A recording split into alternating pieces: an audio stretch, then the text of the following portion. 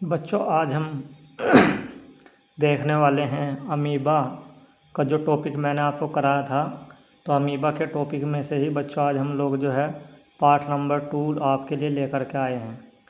यहाँ से भी जो है बच्चों आपके एग्ज़ाम में MCQ आने की पूरी संभावना रहती है। ठीक है, तो चलते हैं बच्चों, हम लोग देखते हैं कि हमने कितना पढ़ा है, कितने अच्छे से हमने पढ़ा है, और इससे हमें ये भी पता लगेगा कि हमने जो है बच्चों कैसे अपनी तैयारी कर रखी है। तो आप लोग सवाल को पढ़िएगा और जो है जवाब दीजिएगा। तो पहला सवाल है बच्चों, अमीबा में भोजन ग्रहण करने की प्रक्रिया क्या कहलाती है? अमीबा में भोजन ग्रहण करने की प्रक्रिया क्या कहलाती है? तो अमीबा में भोजन ग्रहण करने की प्रक्रिया बच्चों क्या कहलाती है? इसके बारे में जो है मुझे बताओ आप, क्या कहलाती है? कि अंतःग्रहण कहलाती है, या पाचन कहलाती है, या आत्मसात कहलाती है, या बहिर्गमन कहलाती है। ठीक है, तो बच्चों हमने बात करी थी क्या कि जो अमीबा होता है, अमीबा में भोजन ग्रहण करने की प्रक्रिया, मतलब बच्चों कि जब भी हम लोग भोजन को ग्रहण करते हैं तो ग्रहण करने की प्रक्रिया कहलाती है बच्चों क्या? अंतःग्रहण। तो इसका हो जाएगा बिल्कुल सटीक आंसर ऑप्शन नंबर ए। ठीक है, तो अमीबा में भोजन ग्रहण करने की प्रक्रिया बच्चों क्या कहलाती है? अंतःग्रहण कहलाती है।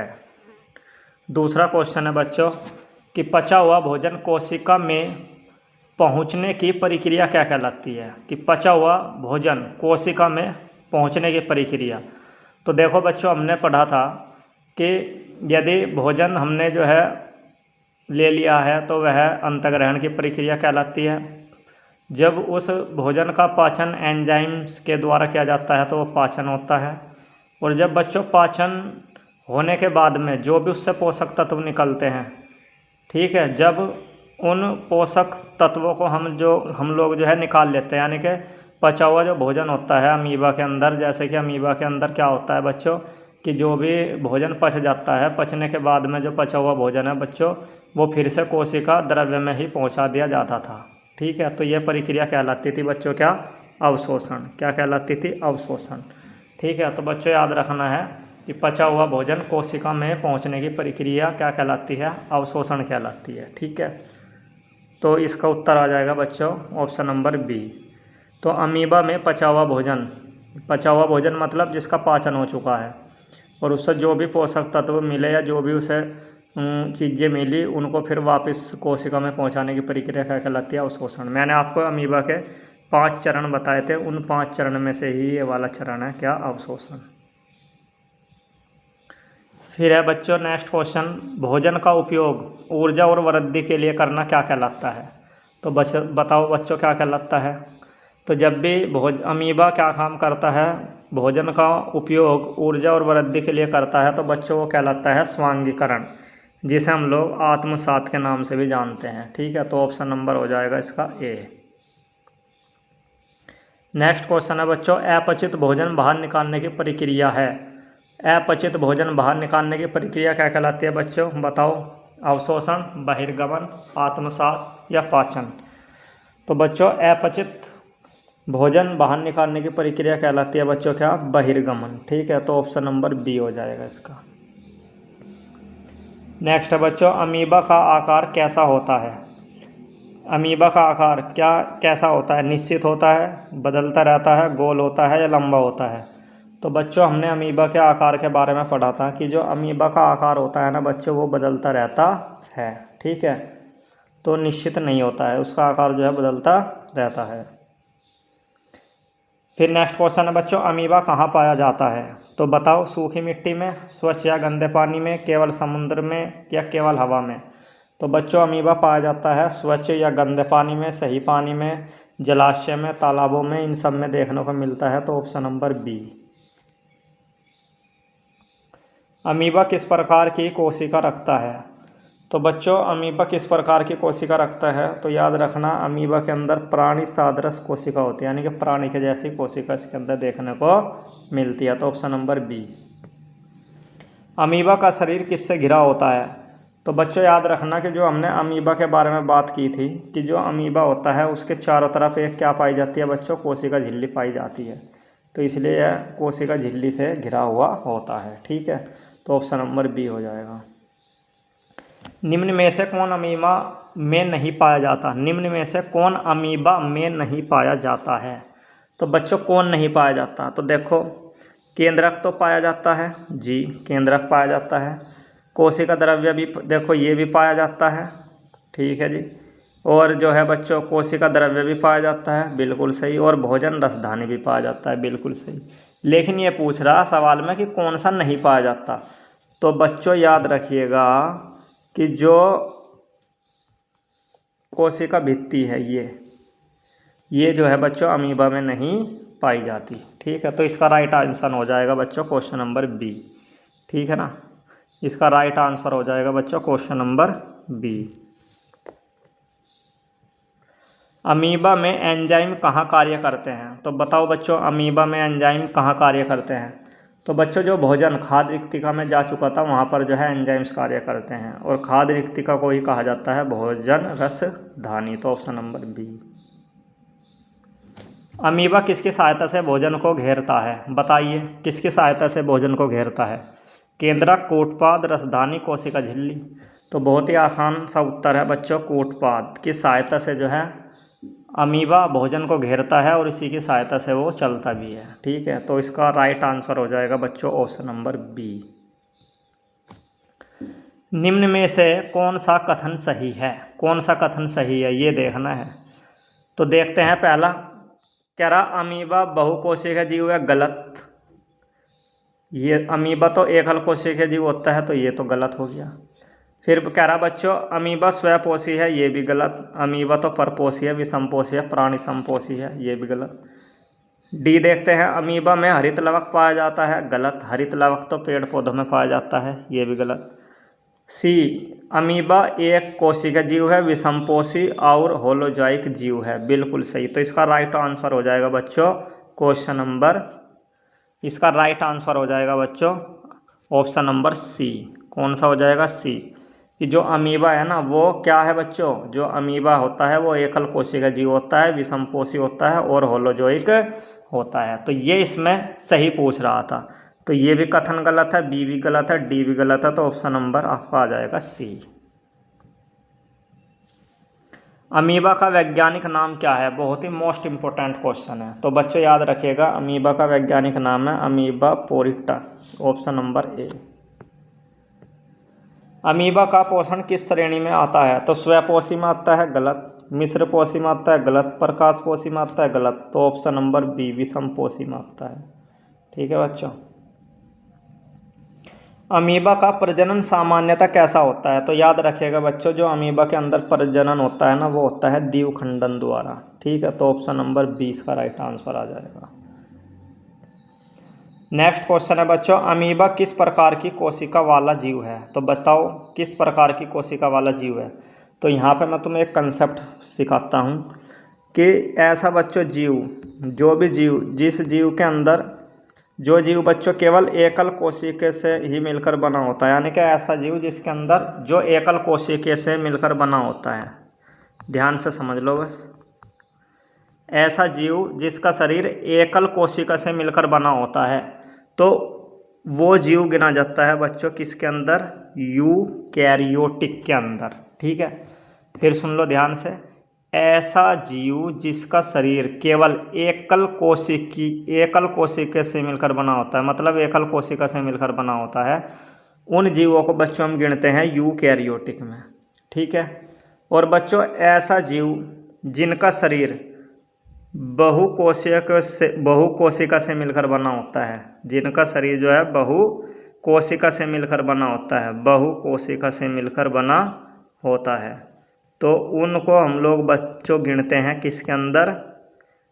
प्रोकैरियोटिक। किसके अंदर गिनते हैं? प्रोकैरियोटिक। ठीक है, तो कहने का तात्पर्य बच्चों मेरा यह है कि ऐसा कोई भी जीव जिसका शरीर एक ही कोशिका से मिलकर बनेगा, उन जीवों को हम लोग गिनते हैं किसके अंदर? यूकैरियोटिक। किसके अंदर? यूकैरियोटिक। और ऐसे जीव जिनका शरीर बहुकोशिका से मिलकर बनता है उन्हें बच्चों हम लोग गिनते हैं प्रोकैरियोटिक। ठीक है, तो अब मुझे बताओ इसका सही आंसर क्या हो जाएगा। ठीक है बच्चों बताओ, तो देखो क्या कह रहा, अमीबा किस प्रकार की कोशिका वाला जीव है। अब हमें पता है बच्चों अमीबा तो केवल एक ही कोशिका से मिलकर बना होता है, तो इसलिए ये आ जाएगा बच्चों किसके अंदर, यूकैरियोटिक के अंदर। किसके अंदर आ जाएगा, यूकैरियोटिक के अंदर आ जाएगा। ठीक है बच्चों, ठीक है। चलते हैं हम लोग नेक्स्ट क्वेश्चन। अमीबा में केंद्रक का मुख्य कार्य क्या होता है। तो बच्चों केंद्रक का मुख्य कार्य होता है सभी क्रियाओं को नियंत्रित करना। तो ऑप्शन नंबर सी। अमीबा का भोजन मुख्यतः क्या होता है, क्या होता है अमीबा का भोजन, क्या खाता है अमीबा। तो बच्चों अमीबा खाता है बैक्टीरिया और सूक्ष्म जीव। तो ऑप्शन नंबर ए आ जाएगा इसका आंसर। नेक्स्ट क्वेश्चन, अमीबा में पाचन किसकी सहायता से होता है। Option number A hormone, option number B enzyme, option number C रक्त, ऑप्शन नंबर डी क्लोरोफिल। तो बच्चों हम सभी भली भांति परिचित है कि अमीबा में पाचन एंजाइम की सहायता से होता है, इसीलिए इसका राइट आंसर आ जाएगा option number B. Next question, amoeba में गैसों का आदान प्रदान कहाँ से होता है। ठीक है, अमीबा में गैसों का आदान प्रदान कहाँ से होता है। ऑप्शन नंबर ए कोशिका झिल्ली, ऑप्शन नंबर बी केंद्रक, ऑप्शन नंबर सी भोजन रसधानी, ऑप्शन नंबर डी संकुचनशील रसधानी। तो बच्चों याद रखिएगा कि अमीबा में गैसों का आदान प्रदान कोशिका झिल्ली के माध्यम से होता है, इसीलिए बच्चों इसका राइट आंसर हो जाएगा ऑप्शन नंबर ए। नेक्स्ट क्वेश्चन है बच्चों, अमीबा में गैसों का आदान प्रदान कहाँ से होता है। तो ये क्वेश्चन अभी हमने देखा है, कहाँ से होता है बच्चों, कोशिका झिल्ली से होता है।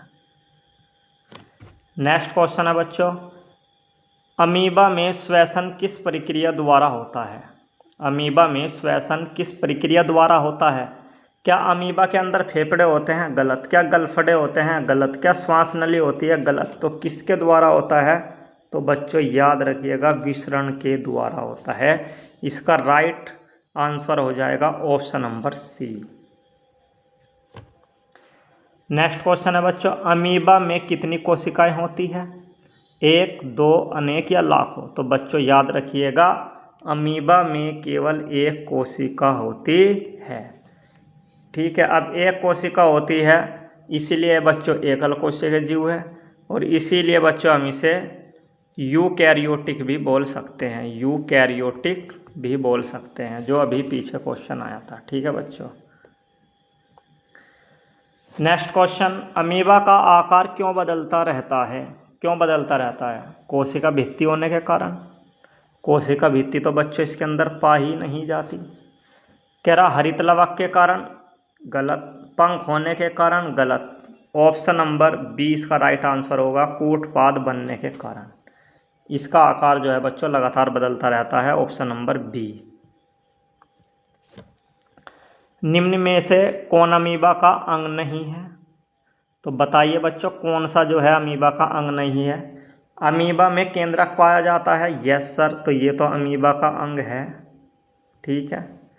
क्या अमीबा में कूटपाद पाए जाते हैं, यस सर, तो ये भी जो है अमीबा का अंग है, लेकिन वो पूछ रहा है नहीं है। कोशिका द्रव्य, क्या अमीबा के अंदर कोशिका द्रव्य पाया जाता है, यस सर, तो इसका ये है। ठीक है, ये भी अंग है। लेकिन बच्चों याद रखिएगा, क्या याद रखिएगा कि जो अमीबा होता है उसके अंदर हृदय नहीं होता, तो यही जो है बच्चों इसका अंग नहीं है। ठीक है, तो इसीलिए बच्चों इसका राइट आंसर आ जाएगा ऑप्शन नंबर सी। चलते हैं बच्चों नेक्स्ट क्वेश्चन पर। अमीबा में कोशिका भित्ति के स्थान पर क्या होता है। तो बच्चों याद रखिएगा अमीबा में कोशिका भित्ति के स्थान पर होती है क्या, कोशिका झिल्ली। तो ऑप्शन नंबर आ जाएगा बी। नेक्स्ट क्वेश्चन है बच्चों, अमीबा का अपशिष्ट जल कौन बाहर निकालता है। कौन निकालता है बच्चों, तो हमने पढ़ा था संकुचनशील रसधानी के बारे में। संकुचनशील रसधानी क्या काम करती है बच्चों, अमीबा का अपशिष्ट जल बाहर निकालने का कार्य करती है। ऑप्शन नंबर बी आ जाएगा। निम्न में से कौन अमीबा का अंग नहीं है।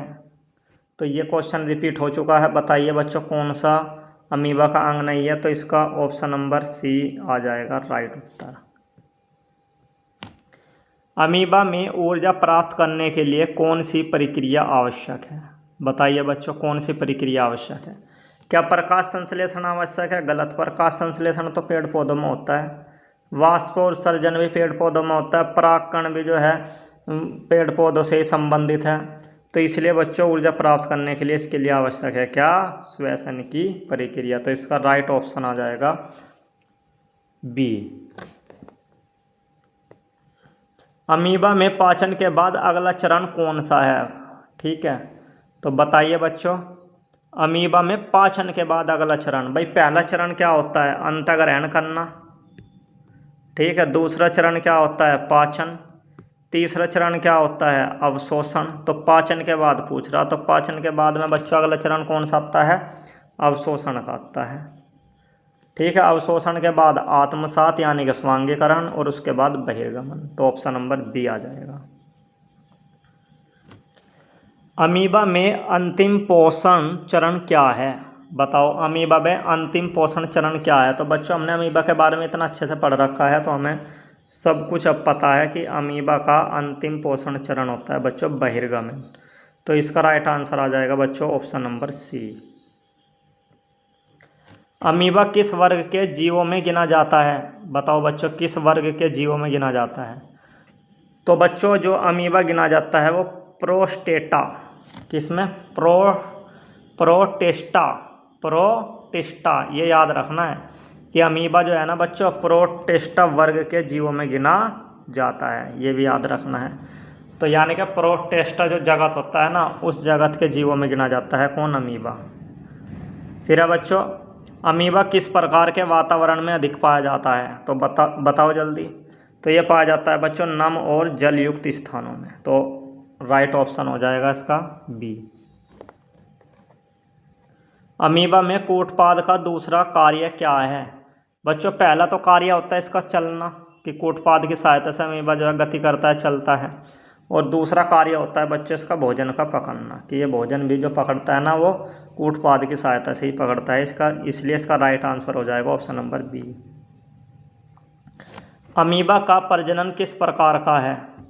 तो अमीबा में जो बच्चों प्रजनन होता है वो अलैंगिक होता है, क्योंकि ये एकल कोशिका जीव है। और अलैंगिक में भी कौन से प्रकार का? तो द्विखंडन। तो ऑप्शन नंबर बी। अमीबा में कौन सा कोशिकांग नहीं होता है? तो कौन सा कोशिकांग नहीं होता है? ठीक है बच्चों, बताओ कौन सा कोशिकांग नहीं होता है? अमीबा में कौन सा कोशिकांग नहीं होता है? केंद्रक, हरितलवक, कोशिका द्रव्य या रसधानी? तो अमीबा में कौन सा कोशिकांग नहीं होता है? केंद्रक, हरितलवक, कोशिका द्रव्य, रसधानी। तो बच्चों हरितलवक नहीं होता है, बाकी सब होते हैं। तो ऑप्शन नंबर आ जाएगा इसका राइट आंसर बी।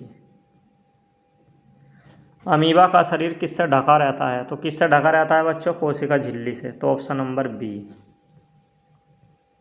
अमीबा किस जगत का सदस्य है? तो अभी बच्चों हमने देखा था ये क्वेश्चन, प्रोस्टेस्टा, यानी कि ऑप्शन नंबर सी आ जाएगा। निम्न में से कौन सा कथन सही है? अमीबा एक कोशिका भित्ति होती है। अमीबा में कोशिका भित्ति होती है, गलत। ये तो गलत है, ये सही नहीं है। अमीबा बहुकोशिका जीव है, ये भी गलत है। अमीबा स्वयंपोषी है, गलत। ये हो जाएगा ऑप्शन नंबर सी राइट उत्तर, कि अमीबा एक कोशिकीय यूकैरियोटिक जीव है। ठीक है बच्चों। अमीबा में भोजन का अस्थायी भंडारण कहाँ होता है? केंद्रक में, भोजन रसधानी में, कोशिका झिल्ली में, कूटपाद में। तो बच्चों ये होता है भोजन रसधानी में। Option number B. अमीबा का नियंत्रण केंद्र कौन सा है? तो बच्चों ये होता है हमारा केंद्रक। ठीक है बच्चों। तो बच्चों ये थे आज के 41 क्वेश्चन मैंने आपको कराए हैं MCQ। इन्हें आप लोग जो है अच्छे से प्रैक्टिस कीजिएगा, और आप देखना यदि आप मेहनत करते हैं तो आपके अच्छे नंबर आएंगे। तो thank you, all the best बच्चों। पढ़ते रहो और आगे बढ़ते रहो।